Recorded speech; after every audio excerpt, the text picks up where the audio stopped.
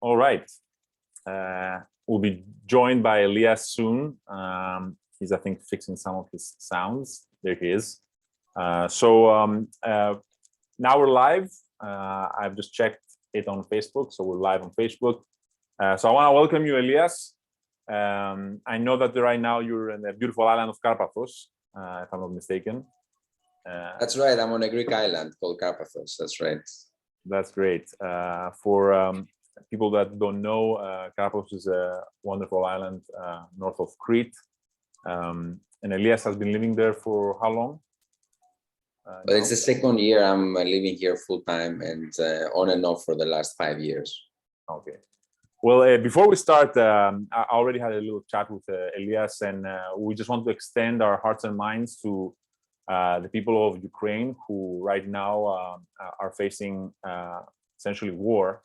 And we just felt that it was important to not be unaware that some people right now are suffering. And at the same time, to also like connect this with what we're also going to be sharing, because partially I think that the more people understand the kind of things that Elias is going to share and the path that he has taken, the more probable it will come that we'll finally end up in a world that will have less war and ideally no war at all. And maybe we can start with how your journey started, Elias. We just had Jackie who joined us, and you can give us a bit of a background. How did it all start for you? Well, I've been on the planet for 40 years now. I guess this is where it started, but yeah, I guess I was living a pretty mainstream life until I was 31, with some glimpses of truth. I have always thought of myself as a truth seeker. I would spend most nights trying to figure out how everything works and the universe and how people are and why people are the way they are, and try to understand human behavior and what drives us. But yeah, at the age of 31, I had pretty much ticked most of my boxes, the money thing, the fancy car. I had signed 50 million euros worth of contracts for renewable energy projects. I was a director in a company, in a really big company. But I was miserable. And I just couldn't figure out why. I mean, I had done everything society told me that if I did tick these boxes, I would be happy. And I guess that was a very low point. And that same year, I got diagnosed with a life-threatening disease. I was basically told by the doctors I wasn't going to make it, and that sparked a number of questions inside of me, which led me on a journey to find answers. And yeah, I guess the main question that was raised is what am I leaving behind? What was the sum of my life? What was the sum of this experience? And it's about what you're leaving behind, how you touch the different lives, how you touch different souls. And I was a decent guy. I never deliberately hurt anyone. But my life hadn't been of contribution. It was around myself. It was around my needs, my career, my finances, my trips, my thing. And what I realized was that all of that dies with the death of the personality. So it doesn't, at the time of passing, it has very little meaning. And what has meaning and what we know is a meaningful life is how you have touched others. So at that time, I decided I wanted to turn my life around and make it all about the others, and how can my life be of contribution to others, and not just the people around me, also towards humanity. You know, how could my life here on earth could bring some could be positive and meaningful. So, and that led me to do different projects for charity, and which in yoga we call it karma yoga, when you turn your life towards selfless action. And I had a beautiful awakening experience where I felt energy heating up my belly, and then my heart, and then my throat, and then my brain, and I felt completely blissful, and I started crying. And that was the moment I understood why people use the word divine. It's because the mind cannot comprehend. You know, the mind, it's beyond the mind. It's beyond what you could imagine is possible for the human experience. So, and yeah, and of course that brought a shift in consciousness. Then I stopped, my priorities changed. Since that, I have been practicing different kinds of yoga. I found my teacher, my spiritual teacher, who is Paramahansa Yogananda, one of the yogis who brought yoga to the West. A very different yoga than what most of us practice today, but still a very nice gateway to a more meaningful yoga.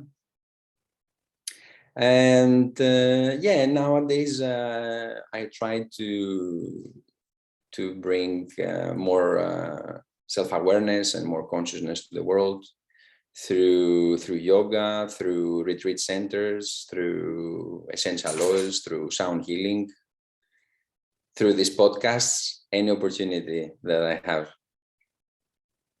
So thanks for the opportunity. No, of course. No, I mean, it's a pleasure. Tell me something. How did you? I know that you know, you mentioned that you had like this different life that was not fulfilling. You obviously had this health challenge that made you like change the way that you think. But between like that change and everything else that I know that you do, clearly there must have been some other, like, I know that, for example, like you had this thing that you did, the Surfers for Life, Yeah. But at some point, like, you must have, like, for example, met your partner. How did that happen, and how did you end up living in Karpathos and like starting a retreat? There's a lot, right? It's not just, yes, this happened and now I'm here. So maybe you can fill in some of the details, and maybe even some of the synchronicities, because I'm pretty sure that as you started changing your path, you know, the world started responding to you in a different way that, you know, for some it does feel like magic. So maybe you can speak a bit to that. Yeah, and you know, when your life changes like that, it feels very magical, especially in the beginning. I remember I was saying to a close friend of mine, it feels like this is the Friday of my life, and that was the expression that came to, because, you know, Friday in the context of the week it is full of potential. You know, the weekend is ahead of you, and anything is possible, right?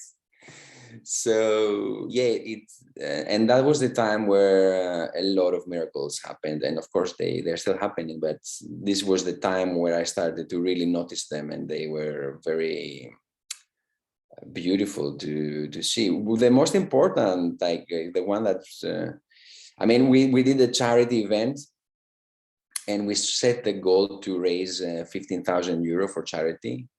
And just before the event finished, and we were on 5,000 euro, and a woman came and she gave us 10,000.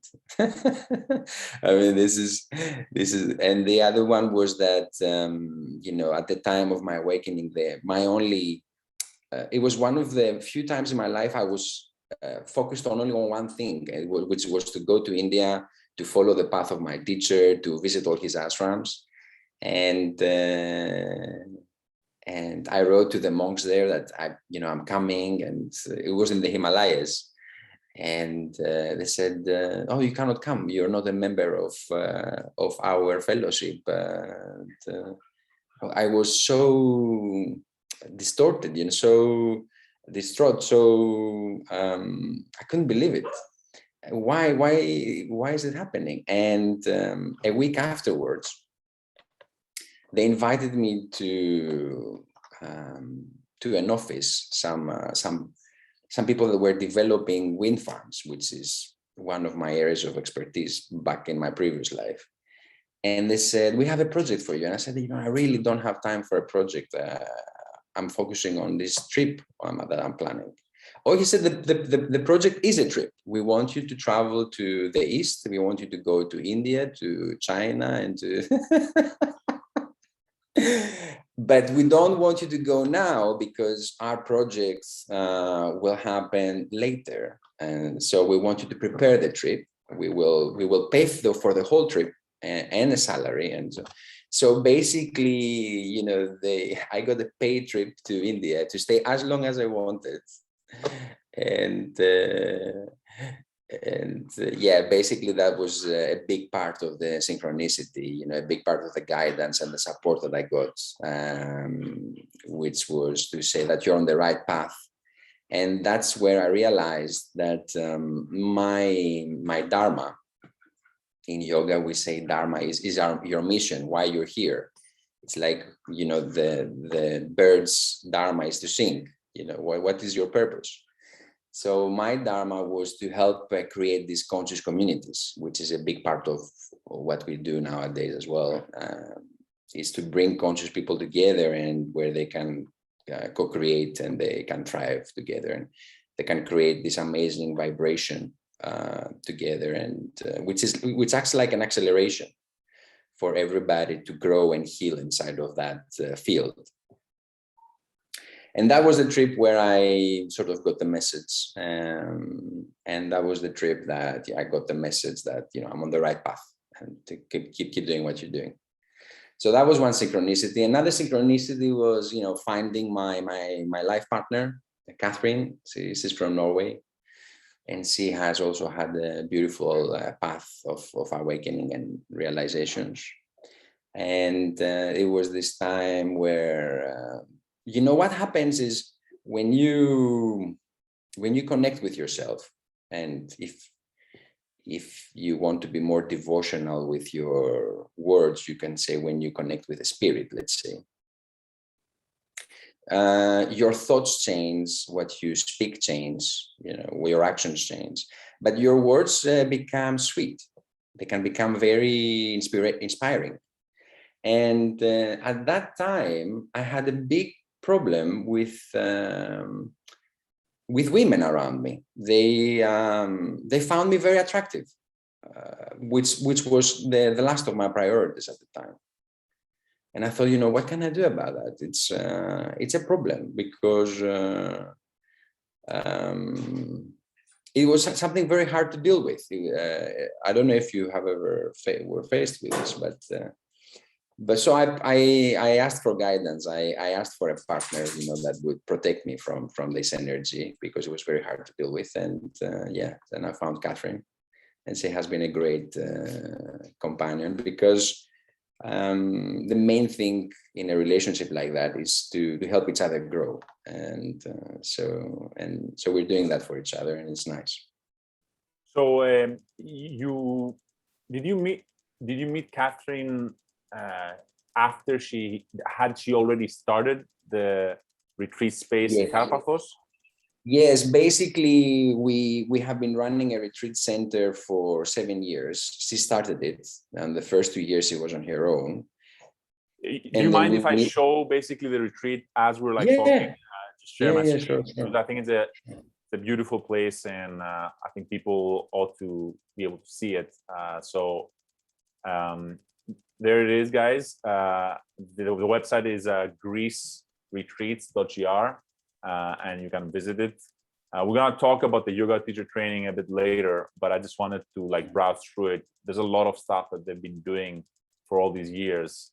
So it's definitely worth checking out. It's in a beautiful location in So, Karapapalos. so basically, Alexandros, I'm in the building in the center of the. This one thing. That's Yeah. exactly the one on the right. That's exactly where I am right now. All right, that's beautiful. Well, I'll stop sharing. I'll reshare when we talk about the yoga teacher rate training. But I just wanted to like give a visual of this beautiful place that you guys have built, so people have a visual, how it looks like, and the website. So I'm gonna stop sharing now. But please talk to us about how you ended up basically like meeting and like joining and kind of like deciding to build this dream together, right? Which is tied to a mission that you both share. Yes. Well, Catherine had an experience of oneness. She had a beautiful awakening. She used to live in Oslo. She also had the typical life, but she knew that it was a very materialistic environment. Oslo at the time when she was there, so she was looking for something more alternative, closer to nature, closer to a more real life. And so with her partner at the time, they moved to this island. And she had very strong guidance to create a place where people would learn how to meditate. That was the main thing, and where they would come and heal. It wasn't so much about yoga at the time.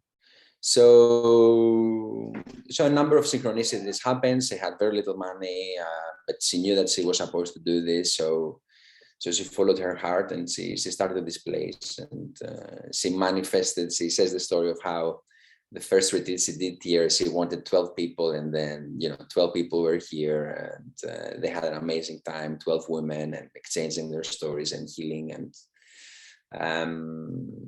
and 2 years later, she was thinking, it's a lot to do on my own. I need a partner to help me with all of this.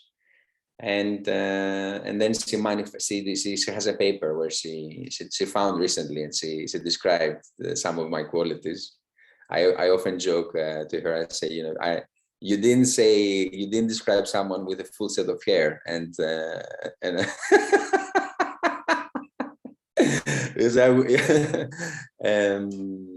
so she manifested me in her life, and I started coaching her on her project, and some of the marketing and some of the sales was not there. And so I brought some of those skills to the project, and then I came here the first year, decided to invest in the project. So now it's something that we do together. But it's part of a much bigger plan. We start to realize, our goal is to bring more people into the equation that are Dharma driven, that want the same thing like us, though, to have a meaningful life and to support others in their growth and in their healing. So it's one part of many. And other retreat centers are set to happen, and communities. So and just recently we expanded to, and we're becoming bigger and bigger and bigger what we're doing. And we have been. Sorry, do you want to talk about? Because you mentioned expansion and communities, maybe you can expand upon that and talk a bit about Kallipolis. And if you want to, I can pull up basically that PDF that you had sent me about the conscious group. Or if you don't want me to do that, you can decide how much you want to share. It's up to you.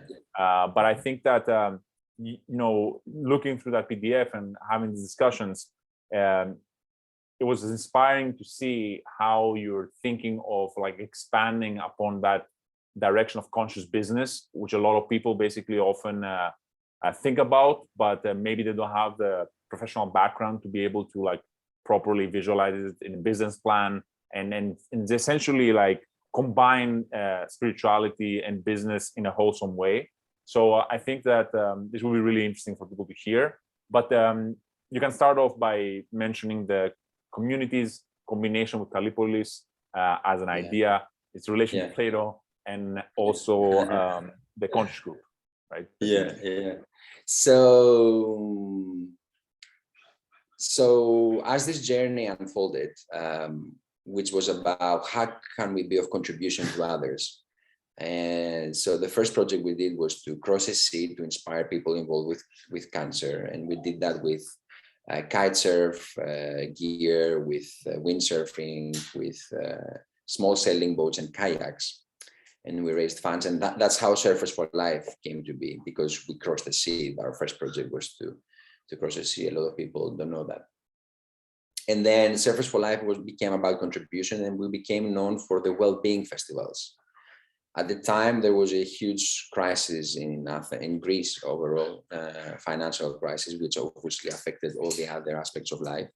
So people were committing suicide, and were having a very hard time to cope. And so we thought, well, we have all these tools for well-being and for growth and for healing. Why don't we share it in a free event where people can come and fill up with tools on how they can cope? Meditation, yoga, sound healing, coaching, psychology, nutrition. It was about everything, art, sports. And the proceeds went to different charities. And every year we would think, okay, how can we create even more positive and more meaningful impact next year? So it was this searching that led us to the conclusion that the most meaningful and the most positive way to become of contribution is to create conscious communities. And let me explain why. Because when you want to be of contribution to someone else, what you're doing is you're helping them satisfy a need which is hard for them to do on their own. So if someone is starving, they have trouble satisfying the need of survival. So you help them by offering them food, right? But what if you could satisfy all the needs of the human being? And obviously, if you help that person to find work, that is a higher need. So you are of a higher contribution to that person, right? So what if you could be of contribution to other people by helping them satisfy all their needs in the highest way, in the purest of ways, and not just for 1 day or 2 days, but for the rest of their lives? So this is what a conscious community is about. This is why it's so meaningful to work in that direction for us, is because a conscious community offers shelter, close to nature, hopefully, most of them anyway, which is healthy for the human being and for the environment. Great nutrition, because we have our own vegetable gardens and everything is organic. And we take care of each other, we cook for each other. And work and contribution and meaning and beauty and belonging. And also many opportunities to contribute and many opportunities to self-realize, which, as you know from Maslow's hierarchy of needs, most of your listeners will know about this probably, but we can talk about it. Self-realization is the highest and most subtle need of the human being. This is where the human experience find its peak. There's nothing after that. You have self-realized, you have reached the peak of the human experience. So yeah, basically, you cannot be of contribution in a higher way from this perspective, because you satisfy all the needs, not just for a while, but for the rest of someone's life, if they are there. So and this is how Gallipoli came to be. Gallipoli is what Plato envisaged. It was Plato's vision for the ideal society and the ideal community. And so we name it Gallipoli, which in Greece it translates as the beautiful city or the good city, a city of virtues, basically. So we call it Gallipoli to honor him, because he was one of the first philosophers, first yogis, in my mind, thought leaders to come up with this idea. Yeah. So we started with this idea to create this project around Athens because we didn't want people to have to move very far. We didn't want people to have to change their job. And we looked for land around Athens for many years, 4 or 5 years. We looked at many plots of land, but not the right one. And we had this land here on the Greek island, and we thought, okay, when COVID started, we thought, okay, now the plan is accelerated. Now we need to start. It doesn't matter. This is the land that we have. This is the land where we do it. So we invited people to join, and so they did. And yeah, so community happened. Tell me something. So and this is how the retreat center fits with the community.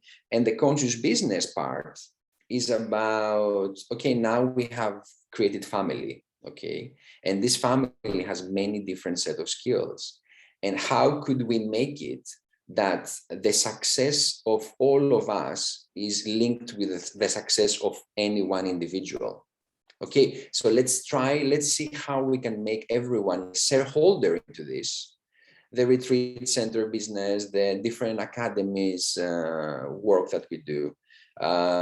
We have cars that we rent here, the car rental thing, clothing project, the essential oil project, the sound healing project, the eShops project, and we have developed all these projects. So how can we allow for more people to be part of this success? Let everybody co-create. You know, if they have the right set of skills and the right consciousness, the right frame of mind, let us share everything with them. So that's the conscious group. I want to ask you a question because I don't know at which stage it is in. So right now, like if somebody is listening to this live stream, like, you know, can he like literally go and like fill up a form and come and join you? Do you have like an onboarding process? Do you have certain openings? Like, how does that work? Yeah, basically they just get in touch, and we see what is their how they want to connect with us. They just send an email and they say, you know, I'm looking for community. Okay, this is how they want to connect with us. Let's see how we can connect them there. Oh, I'm looking for work. Okay, there are workplaces. Even if you don't like community, you can see how we can find work for you. Or I want to invest because I think this is great for the world, what you're doing, raise consciousness, raise awareness, healing. I want to be part of that revolution. I'm not there yet, but I want to invest. I don't want my money to be in a bank. Okay, let's see. So he wants to connect with us at the conscious group level, you know. So we just open for people to connect with us at these various levels. If somebody wanted to come here tomorrow, they can. We are open. Community is happening. 1st of May, the retreat center starts with a yoga teacher training that we're going to talk about, and community stops being our first priority. So now in the winter, it becomes our first priority. You know, people come and we help them grow, and they help us with taking care of the vegetable garden if they want to. Depends again, how do you want community to happen for you? You want to come here and contribute, give some of your time in exchange for free lodging and free meals, that's fine. You want to be here community because of the consciousness and because of the vibration and do your own thing and work online and things, that's also fine. You know, you can pay your way and be here. You have some unique skill, you want to be employed by the community, you do web design and things, and because we're looking for that, great, so you can be an employee of the community. So we are open for, we think that we are super flexible for people to connect with us in many different ways.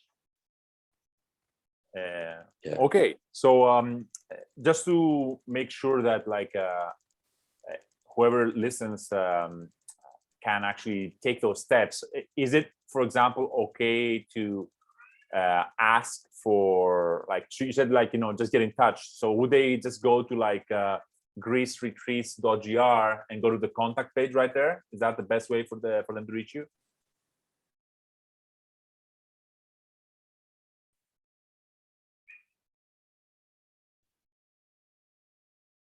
Elias, can you hear me? Can you hear me? You have muted yourself. Yeah. Okay. So I was asking you basically if the best way for people to reach you would be to go to greeceretreats.gr/contact and send an email there, or is there some other better way of reaching you? Sorry about the cat. That's perfect. I mean, I can add my email here, but that's perfect. Then we have a website about the yoga, consciousyogaacademy.org. This is basically an academy which offers a much more holistic approach to yoga and wants to bring about a new breed of yoga teachers that really have experienced what yoga is about. And then they can share that with the world so that we can connect with a higher form of this ancient and amazing practice, very powerful practice. Do you want to, given that you just mentioned this, do you want to speak a bit about the retreat that you guys are doing on May, I think, right? I can pull it up actually if you want, if that's okay. Let's see, yoga teacher training. I actually also had made like this link that is probably like easier for people to like, you know, use. So I'll just like copy paste that and put it in the chat, and I'll also put it in the chat of the different live streams that we're streaming to. But let me share my screen first on the page that I think this is. So give me just a check. All right. So, so this is on first the 21st of May in 2022, and maybe you can speak to it as I'm like going through it. I see that there's a lot of like different kinds of yoga. All four main types of yoga are going to be taught: Karma, Bhakti, Jnana, and Raja. Yeah. Can you speak a bit about that? Yeah, this again was on one of the projects that happened through synchronicity, because it was never our intention to teach yoga to others. It was something that it was for ourselves. It was our own practice. But at some stage there was this woman, and she said to us, you know, what you're doing is wrong. You know, you have been given a lot of those gifts, and you need to start sharing them with others. And then another synchronicity happened, and a woman came, and for those that know a little bit about yoga used to happen through lineages. You know, the teaching would happen from a teacher to the student, and there would be a lineage. So this woman was part of my lineage. Basically, I consider myself to be a disciple of Paramahansa Yogananda, and she was a disciple of one of his own teachers, right? So we were connected. So she said, I want us to create a holistic training together. It will be 3 weeks. It will happen on your Greek island. And I know what I'm doing, and you do what you're doing. And so we said, okay, we'll think what we can offer within that. And we came up with this amazing training, with this amazing experience. And then she pulled out. So we were left with this amazing 3-week program. And we thought, you know, what can we do with it? It's too good to let it go. So we went through the process of turning it into a yoga teacher training, and we got certified.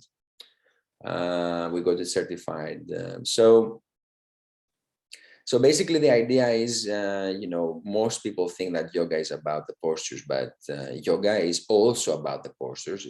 Yoga is so much more. Yoga is about calming the mind, basically, to put it bluntly, and it's in all the yogic textbooks. It's the definition of what yoga is the calming of the mind. Actually, yoga means union, to unite, right? But this union happens when the mind becomes calmer.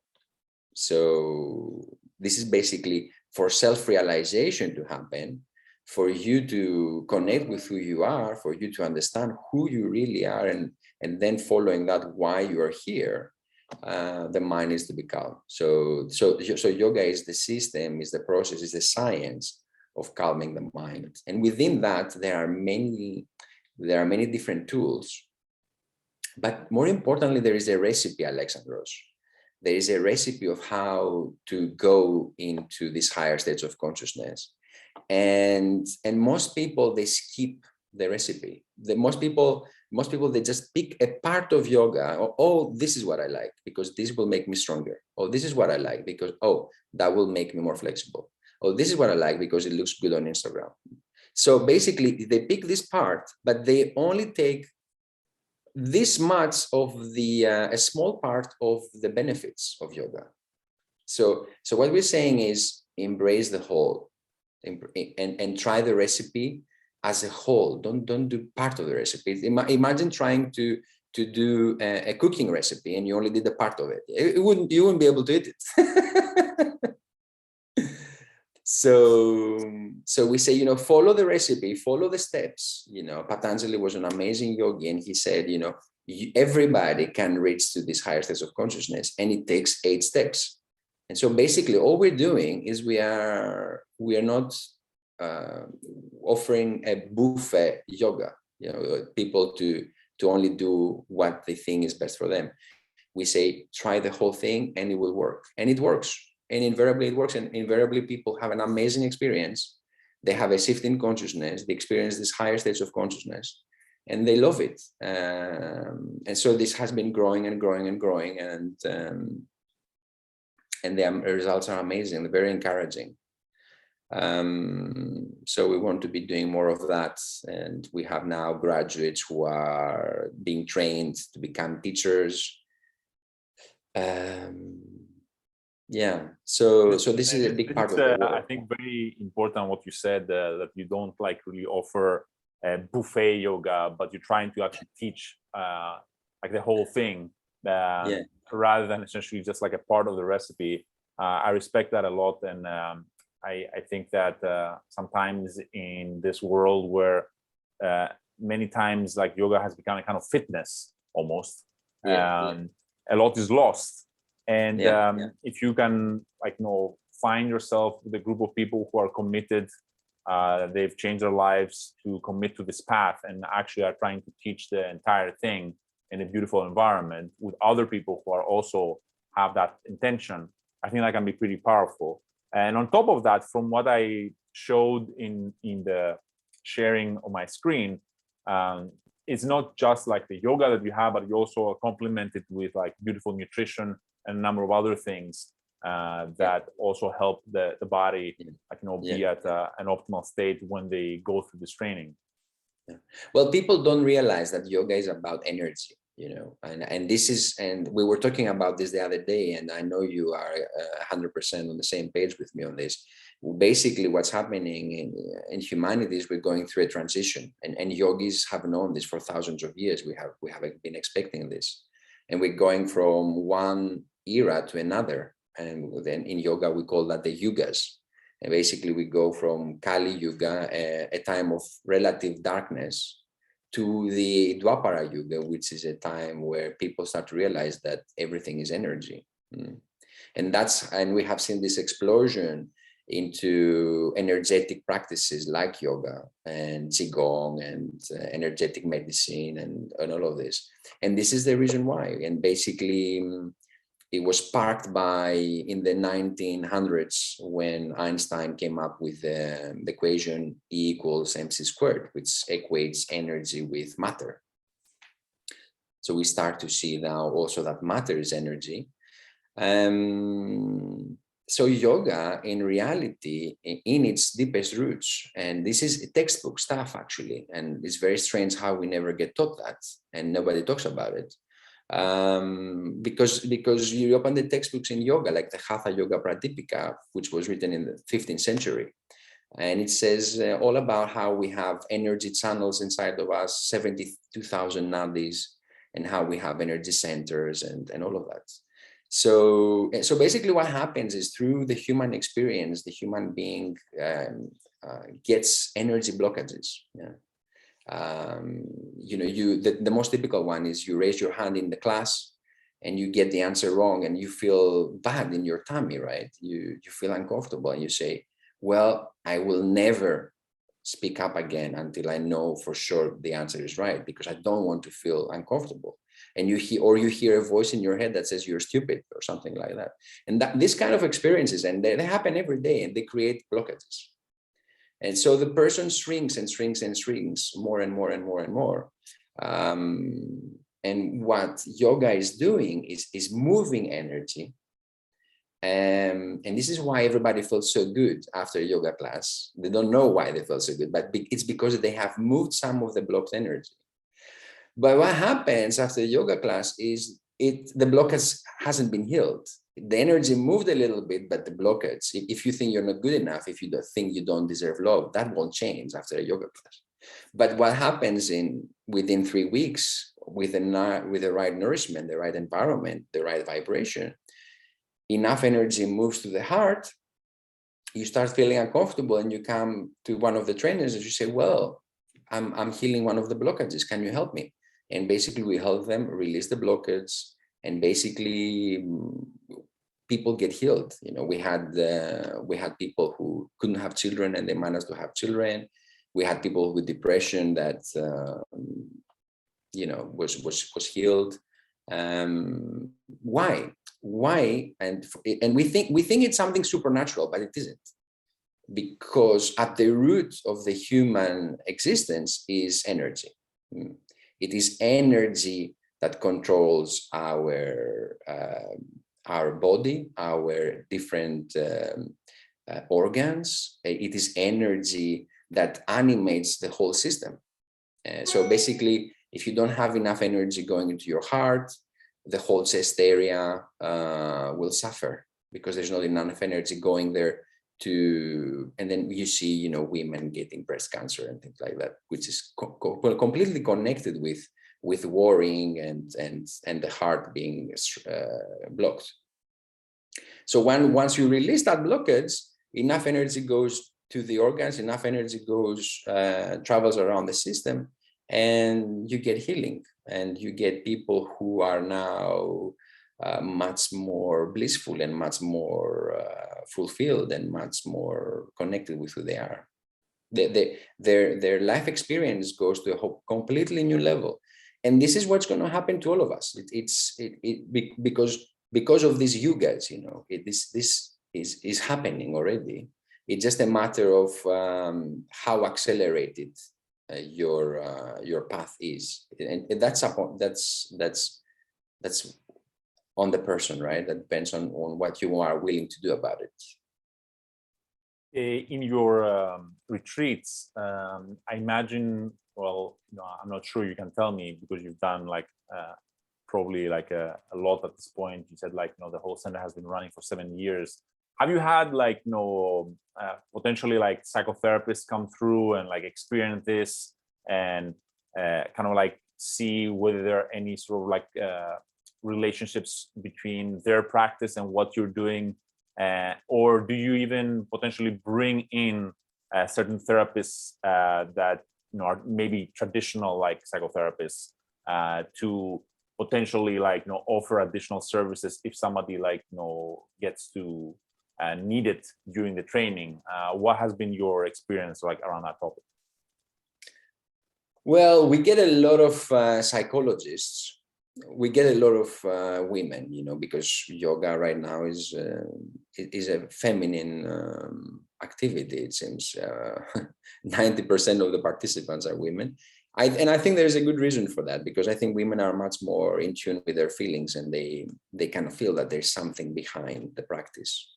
And a lot of them either have graduated psychology and they practice, or they're studying psychology. And they get it that, wow, at last a system, because the yogic system offers a lot of the answers that people are looking for. At last a system that can explain so much about what drives human behavior. So it's very complementary with whatever they are studying. Very complementary. Okay, so we hear it all the time. And of course, we teach the methods of how to heal these energetic blockages, which on another level, someone might try to address as a sentimental trauma, right?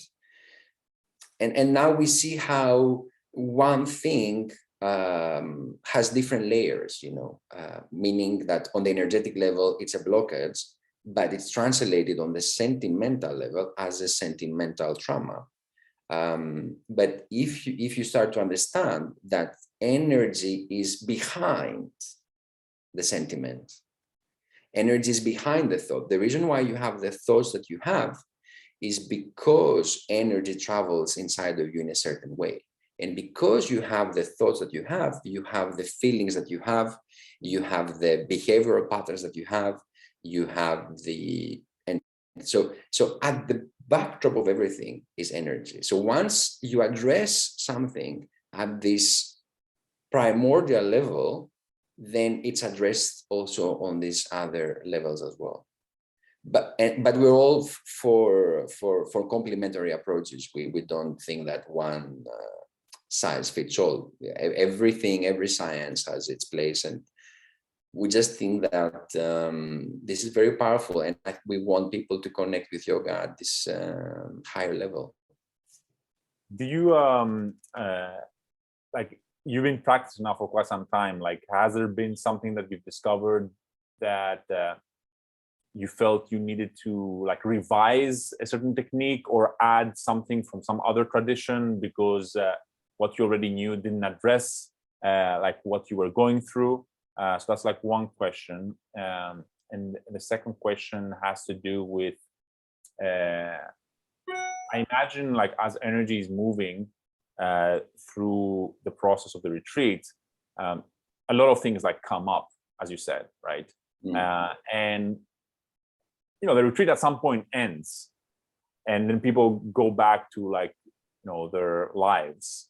And I'm just wondering, like, is there also some sort of process or way that you have to like check up on the people who have left the retreat, and what kind of like instructions or guidance do you give for people to integrate all the things that came up?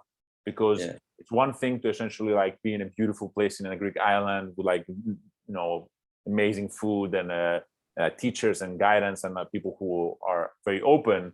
It's another basically go back to the 9 to 5 and essentially having to now be aware of all the things that kind of came up, but maybe not have the same sort of like environment support to like deal with them. So to summarize the questions, like one, like, did something came up during your training that you felt you needed to like add something from another modality or revise it with something of your own? That's the first question. And the second one is the one with the integration, what happens when people go back to their like regular lives. Yeah, so basically because a yoga at that level is all about energy, so one thing that we're doing is we are incorporating all the other tools that are there that can improve, heal, raise energy and frequency, right? Which in our case, we incorporate sound healing. And because sound healing is about raising vibration and healing these blockages. We incorporate essential oils. We incorporate many, and the nutrition that you're saying, we incorporate intermittent fasting. So basically we are giving to people the ideal environment, the ideal nutrition for 3 weeks. And this is how they get the results that someone that would have practiced 20 years on their own, in their own environment, they wouldn't even dream of. So this is because because I agree with you 100%. Primarily it's about the environment. And this is why conscious communities is a part of the solution in the future, because it provides this environment, because people will start to realize more and more that, wow, this environment lowers my vibration. This environment makes me feel bad or makes me feel not appreciated, makes me feel not seen, right? Most of our environments are not designed for human beings. Most of our environments are inhumane. So, and we don't deserve that. We deserve much better, every one of us. You know, we think that happiness and bliss is our birthright. So, and this is where the conscious communities are part of. So obviously coming to a conscious community to have such a kind of experience is part of the solution as well, because you come here to a high vibration environment. And people that have nothing to do with yoga, they come here and they're like, wow, this is a really special place. And I always think of someone who drinks a very fine glass of wine, even if they're not sensitive about energy, and even if you are not sensitive about wine, when someone gives you a very fine glass of wine, you will appreciate it. You don't know where it was from, you don't know the year, you don't know the grape, it doesn't matter, but you know it's something really fine. And it's the same with people that just come here and they feel that, oh, there's something special about this place. So, yes. So basically it almost like reinforces like my second question, which is, okay, so they leave the place, they go back to the not fine wine. So what do they do? What do you suggest? Do you have like something that you give them, a brochure? Are there follow-up calls? What do you do? So one of the things that we do is, first of all, is, you know, in most places, the training starts when you arrive and the training finishes when it's finished after 20 days, 21 days. So we are doing it completely different. The training with us starts when you subscribe, right? So we start you off preparing for the course. And there's a very good reason for that. It will take me about an hour to go into it, so I'm not going to, but there is a physics behind it, why it's so important to prepare before you come here. And then after you leave, we support you for half a year, if you want. You know, we have weekly catch-ups in groups, and, you know, people get to communicate their struggles, because of course, I mean, now they know more and they have way more tools to tackle whatever challenges come their way, but still I call it an anchor. I call it, you know, we all want help in the beginning to remember this connection that we created with ourselves, because the outside world it's such a place, it's easy to forget. And the worst thing I say to people is imagine that you forget that you forgot. You know what I mean? So if you forget, at least you know at some level you forgot, and you think, okay, I'm gonna call Elias, I'm gonna go again at the retreat and I will remember. But what if you forget that you forgot? That's the worst thing. To have tasted this really fine wine, this really fine honey, and to lose the taste of it, that would be dramatic. So basically, that's what we do. We stick around. That's great. I mean, I wanted to ask that question because I think it's a very important, basically, feature. And I actually didn't even know that you like, you know, keep in touch for like half a year. That's great that you do that, because you know, the more people enter into modalities that you know, shift their consciousness, the more the integration of that shift requires assistance. And if you have a community, even if you're not at Karpathos, it really helps to not forget. And as you said, even to not forget that you know, do not double forget, right? Well, we're approaching the 1 hour mark, and I wanted to, like, you know, there's some people who are like on the Zoom, and there's some people who are like listening on Facebook. And I wanted to also like provide an opportunity for people to potentially ask questions if there are any. I see Gino is here, Jackie. So if you do have a question that you want to ask Elias, you can just like use the reaction to like raise your hand, and I can like unmute you and you can ask a question. And the same basically goes if you're actually watching this on Facebook, you can type it as a comment, and Elias basically can answer your question. So I want to open it up to questions, and if there are no questions, I will basically ask my own. So just wanted to like let our user know. Gino basically is probably like gonna ask something, Okay, so let Gino basically ask something. Gino, I think you're already unmuted. So hello, and Hi. Yeah, feel free basically to ask away. Hey, wonderful project that you have there. I missed the beginning part. So which island are you on? You're in Athens, or where are you? It's called Karpathos. It's very close. Karpathos. It's very close to Crete. It's at the very south part of Greece. Yeah. Yeah. A couple things. There are a lot of these places that are setting up all around the world right now like this. You know, there are a couple communities in Ibiza and Puerto Rico. I know a group that are setting up in Scotland right now, and Vancouver, near Vancouver Island, all around the world. Have you thought of, you know, working as a network or anything like that, or are there any? Have you tapped into any of the initiatives to try to build kind of different of these places all around the world, or combining with people that are also putting places together around the world? Yeah, that's a great question. Well, our project has different layers. So at the layer of the retreat center, we are not part of a collective. We are part of our own collective because we're looking for the right partners to duplicate this, basically, this very successful way of doing things to 5 more places around the world. On the level of community, yeah, we are part of many collectives. One is GEN, Global Eco Village Network, but we're part of many of them. And so on the level of community, yes, we're connected with the whole world.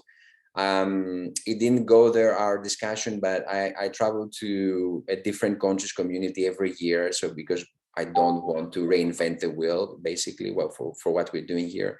So a couple of years ago, I was in Auroville, and they met some really nice people, and they asked me if I would become the ambassador for Auroville in Greece. So obviously, this is one of the roles that I play. But I've been to Ibiza, to some of the communities there. I've been to Italy.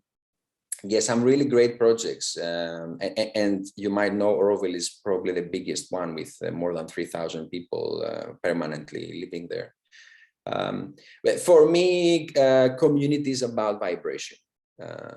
Conscious community is about vibration, and there are some communities that do it better than others. What's your next question? One of the other things I'd love to ask too is we had actually a project. There's a guy I'm going to forward this video to. His name's Graham Stewart. He was, I think, on Lesbos, on one of the islands off of Greece as well too. And there's like an iron core there, which is quite interesting, you know, for the properties in terms of the space and everything. But one of the things that we're talking about, one of the areas that we've been looking at are, and your model is great for supporting this, is mainly to have kind of like a Betty Ford clinic, if you will, for people going through spiritual emergency or awakening experiences. So right now, there are a lot of these people that are kind of waking up. And what happens is usually they pushing really hard on something. They notice the synchronicities and everything. And then they're driven by their thoughts. And then surreal shit starts happening. And then they try to figure it out. And then even more surreal shit happens. And then pretty soon they're kind of way out there. And then usually in consensus reality in the modern world, they don't really understand this stuff, and their friends and family start getting concerned.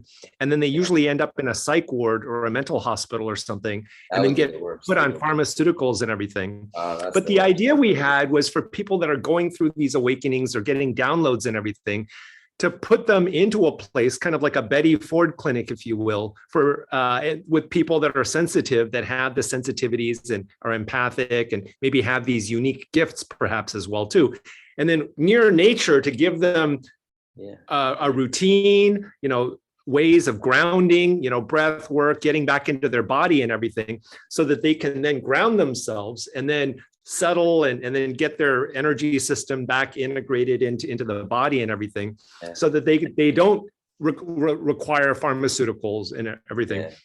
The other thing that we're looking at are people that have been through this, have been chemically incarcerated and are on pharmaceuticals, The idea is with a community of people with unique gifts, with a board certified psychiatrist, the idea is to then gradually, and then with practices and maybe quantified self, so I'm tracking your sleep and your stress and everything, to be able to then wean themselves off of the pharmaceuticals and then get back to a natural state and then work towards developing their gifts, kind of in a more of a kind of a modern mystery school kind of way.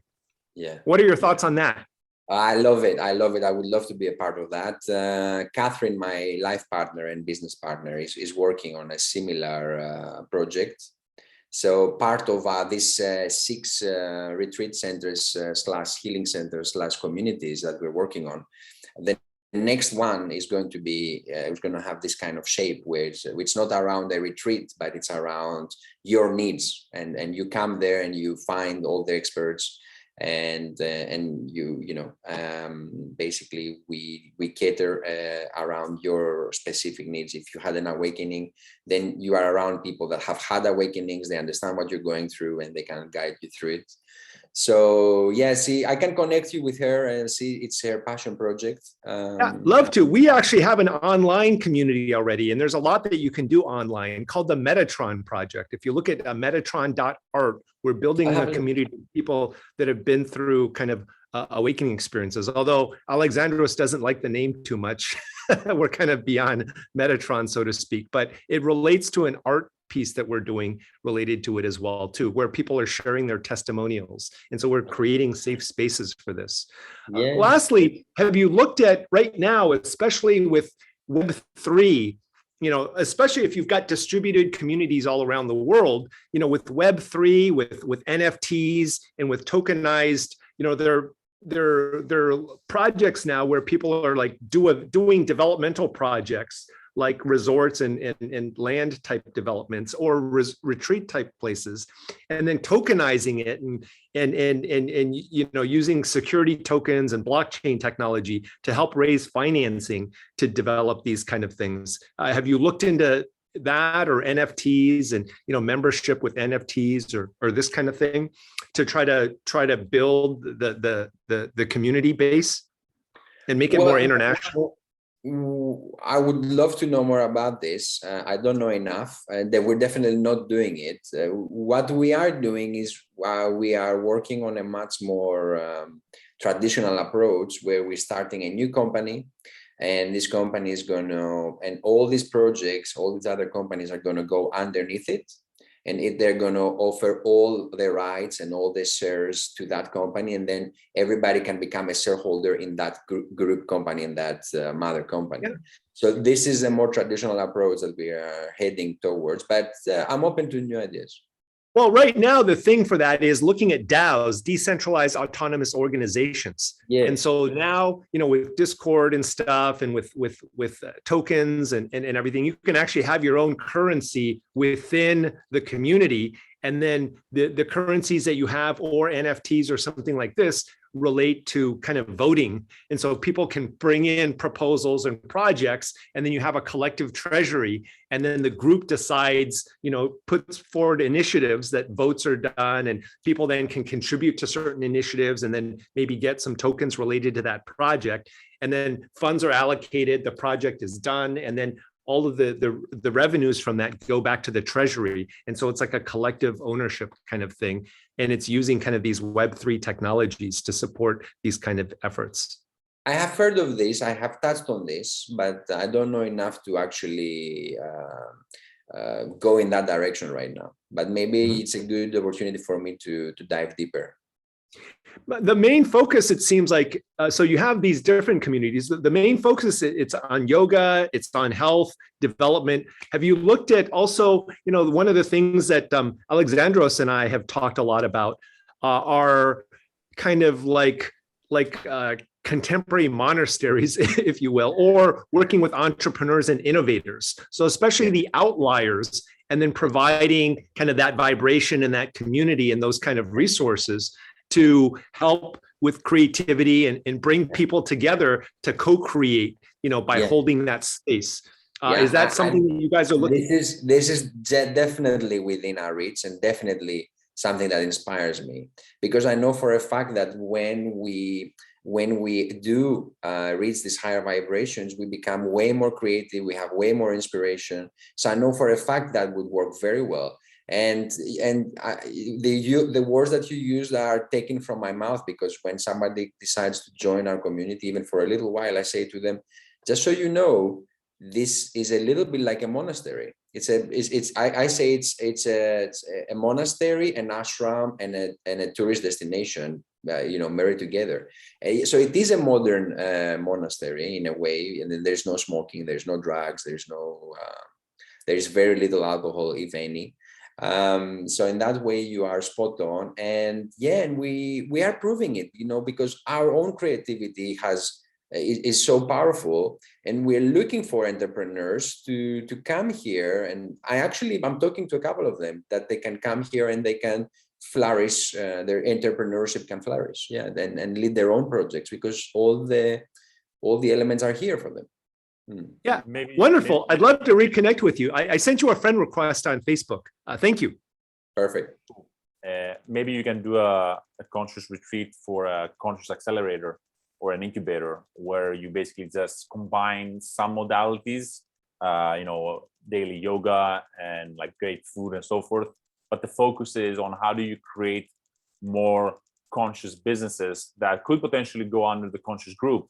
And that's the focus of that kind of retreat, So that way, basically, you already have all the infrastructure to do something like this. You may have to get a bit more, many of those like modems, the Cosmodem modems, to have. One last question real quick. How many people can you support there? How many people can you accommodate at your place? 28 right now, but we could easily grow to 35. Yeah, we're planning a series of events in the Mediterranean area. There's a guy named David Verdesi. We're planning some things. Actually, there's another guy who's looking to set up like 5 places: earth, wind, fire, water, and ether, I think, right. And then turn it into like a resort / Hogwarts, for like a mystery school training and everything in these different unique areas. So there are a lot of fun things that are happening in the space. But on that, I just need to wave a flag for attention, because I have seen many of spiritual experiments fail. And why yoga will not fail us is because it highlights the importance of the right foundation.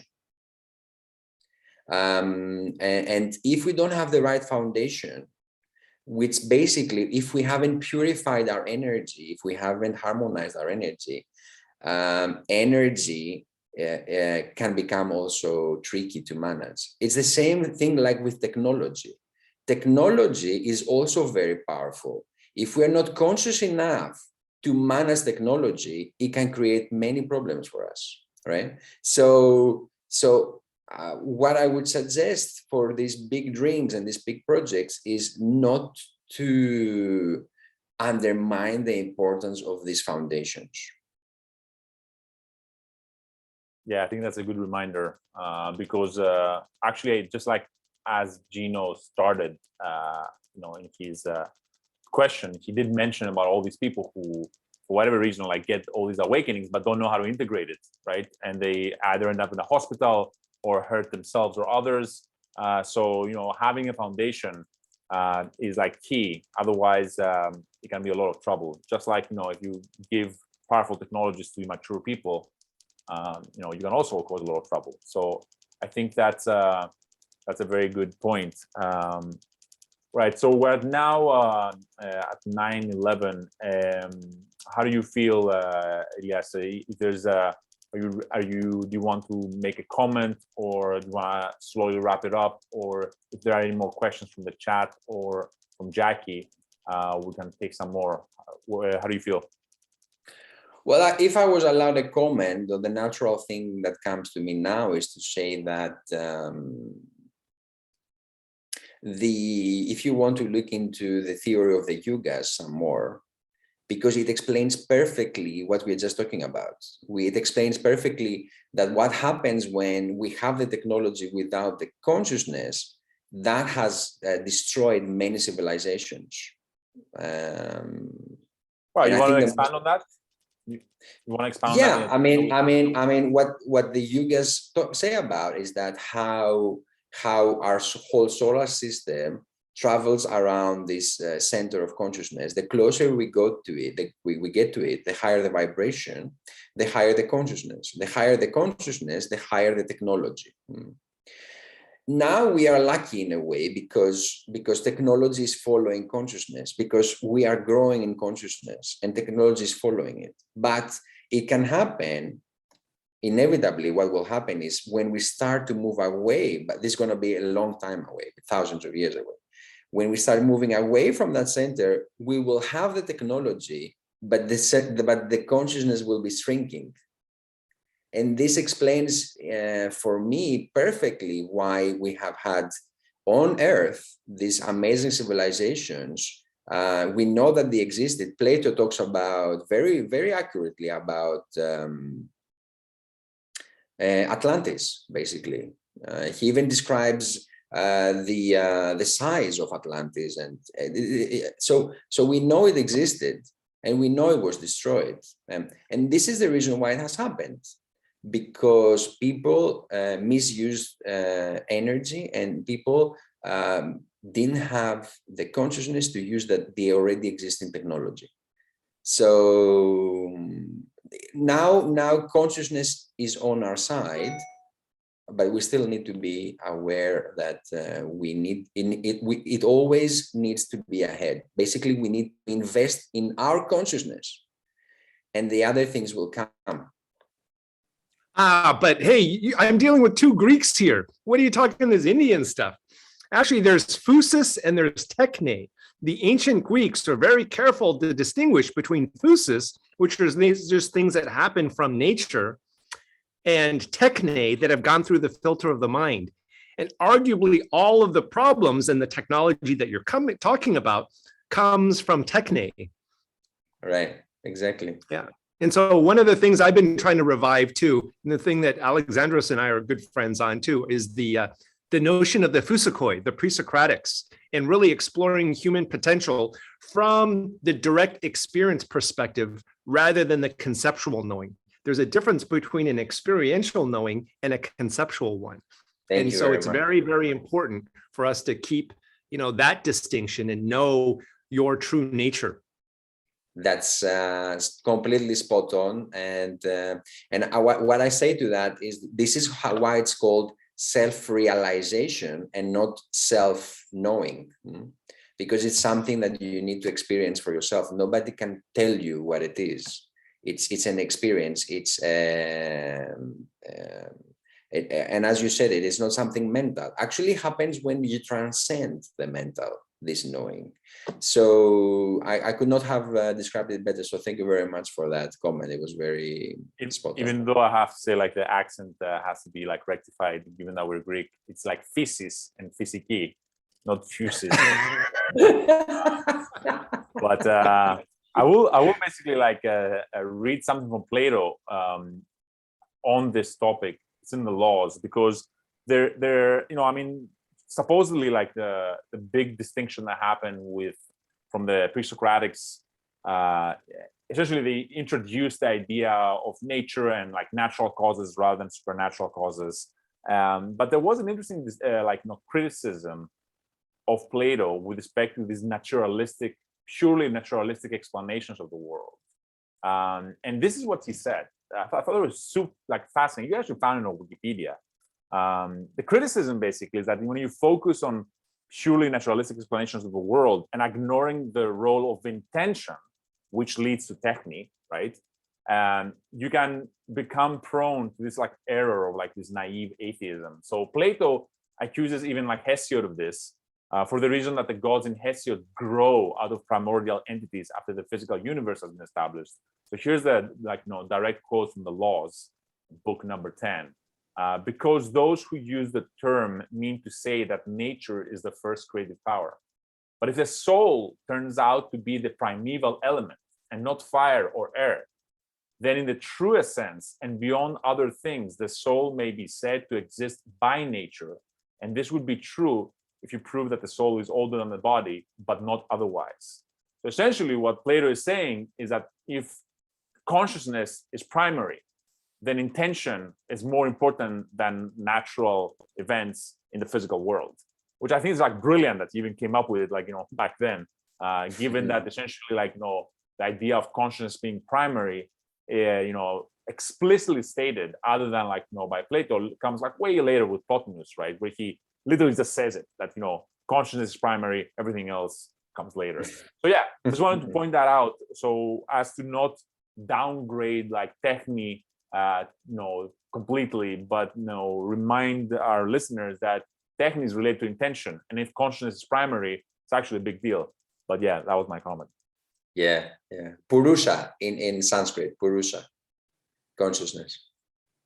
Very interesting. But then intention is just an idea with an emotion. Without an emotion, there's no action. And somatically, and this is where the integration comes in, somatically, joy, gratitude, and wonder feel very different from fear, need, and desire. Just the way that you breathe and the way that you hold your body, it's very different. And so in terms of intention, if you look at intention, and from an Eastern philosophy, and we're just getting at the Atman equals Brahman thing, but when the mind, the body, and the universe are in alignment, things just happen naturally. Yeah, they unfold. Yeah, exactly. Yeah, I mean, and also, like, if you want to go deeper on this, the idea of like having an intention within a self itself is superseded at higher levels of consciousness, actually not even consciousness in a way, because people tend to like attribute consciousness or like attach it to a self. But once you get to a certain level, you realize that self is an illusion. So therefore, like, the idea of will as individual will is superseded. And it's almost as if essentially, the world that you see outside when you are incarnated, it's inverse, like from the inside is the world of emotions, thoughts, and so forth. But if you detach the self, then these things still exist, but they don't get sort of like attached to a specific personality. And Alexandros, it warms my heart to hear you speak of this because Elias, we have this thing that we did, Alexandros and I, called the Evolving Caravan. And what we found is that when you get a lot of people that have done a lot of inner work traveling together in the unknown, magic happens. Highly improbable things start happening. I love it. It reminds me of a trip that Alexandros and I had. It was a 5-hour odyssey to go from San Francisco to the South Bay. I don't know if you remember, Alexandros, but we had all of these detours. And at that time, we were exploring emergence in a collective kind of way. And we just had a wonderful adventure together. And a lot of that time, there was a lot of philosophizing that was involved with that as well, too. And it just really warms my heart to see where you're coming from these days today versus where we were, say, I think 6 or 7, 8 years ago. Well, I understand. I think when I met you, I did tell you basically that I had at that time basically remember reading this concept you related to me, like in Don Juan, like the Journey to Ixtlan in Castañeda. But it's one thing basically to read it in a book. It's another basically obviously for it to happen like in real life, in real time. I think the most like funny and at the same time like very direct of that experiences that we had on that trip was actually, I don't know if you remember, in Munich. We were together after a talk, and there was this person who I will not mention his name that essentially like invited us to stay at his place like on the next destination. And we looked at each other, like Gino and I, and we said, let's ask the universe, like, should we stay at that place, at that person's place? And the moment we finished basically our question, the lights go down, like the whole power of the entire building went down. And it went out for like I don't know, a few seconds. And the moment they came back up, we looked at each other and we go, hell no, like we're not going to. What happened though is that there was this other guy that thought that all that was just nonsense, and he decided to go, right? So he goes, and then we meet together at the next destination.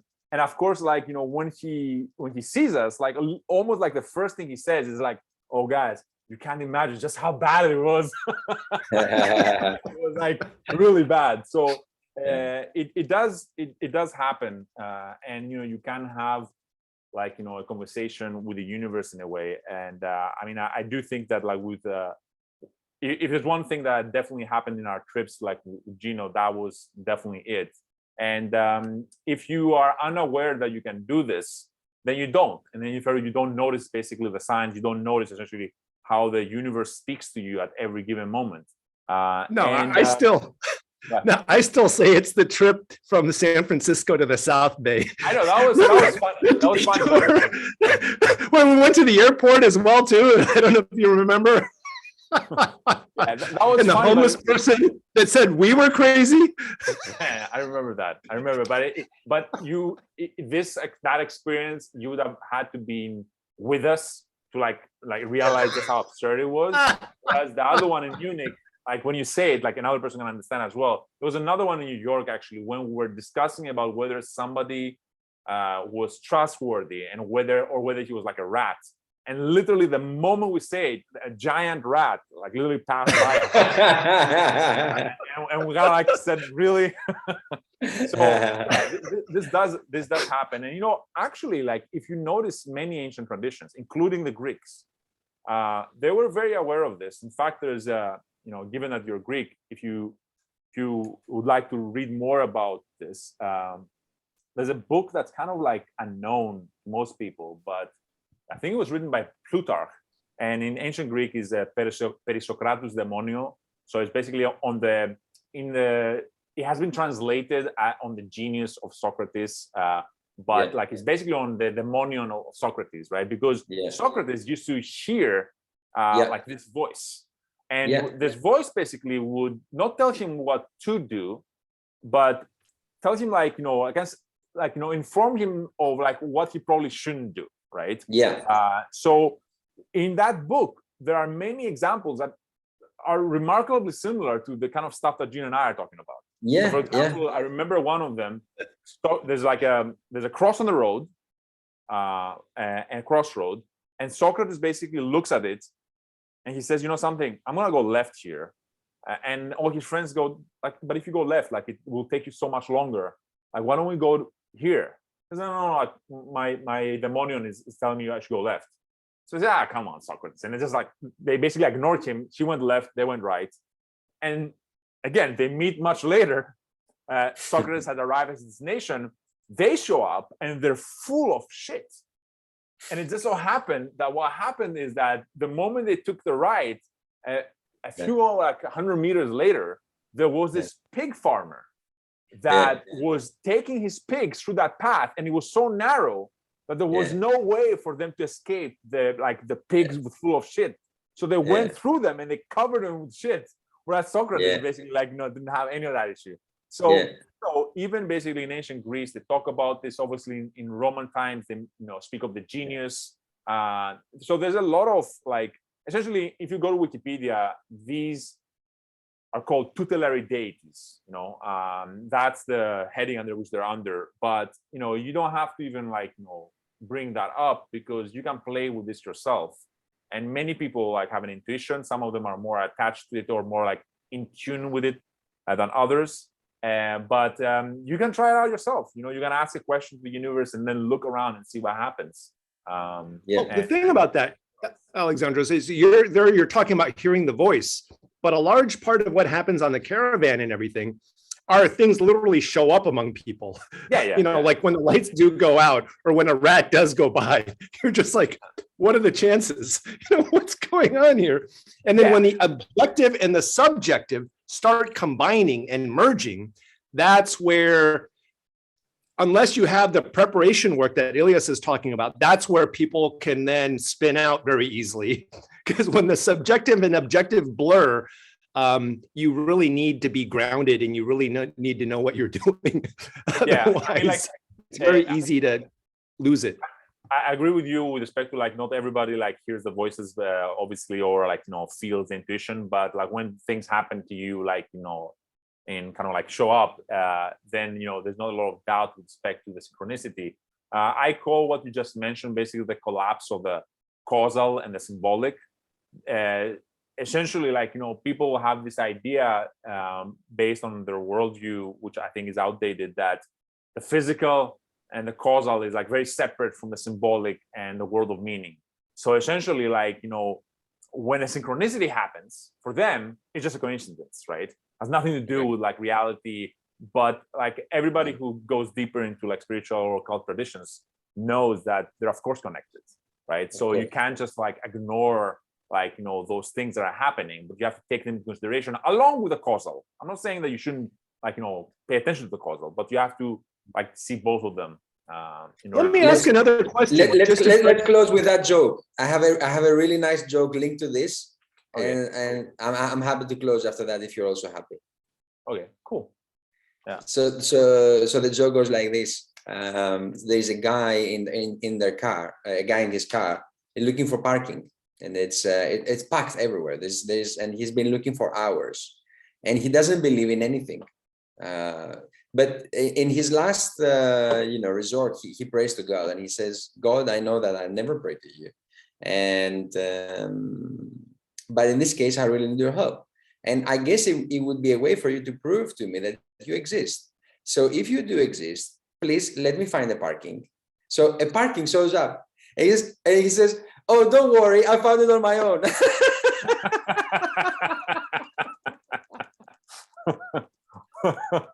That's a good one. So thank you very much, guys. Really thank you very much. Thank you for very showing inspiring, up. very high vibration. I really enjoyed it. And thank you for your presence. So thank you, Gino, for your questions, and everybody else who was watching. Thank you for your attention. All right, guys. Have a good night or day wherever you are. Bye. Thank you.